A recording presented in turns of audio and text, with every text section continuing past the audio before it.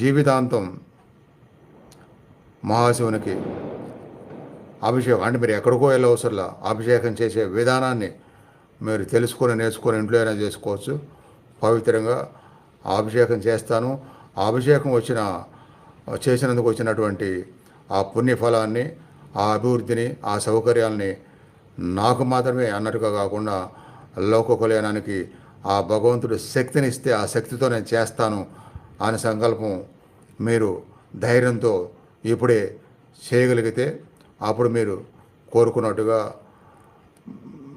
మీ బాబుకి job prepare అయ్యి next సెషన్లో ఆ ప్రిపేర్ అయిన తర్వాత ఎప్పుడైతే ఆ జాబుకి సంబంధించిన టైం వస్తుందో, అంటే ఇంటర్వ్యూలు కావచ్చు, జాబ్ ప్రిపరేషన్లో సంబంధించిన ఎగ్జామ్స్ కావచ్చు, ఏదైనా సరే అది వచ్చే విధంగా మీకు అతి త్వరలోనే పనిచేస్తుంది.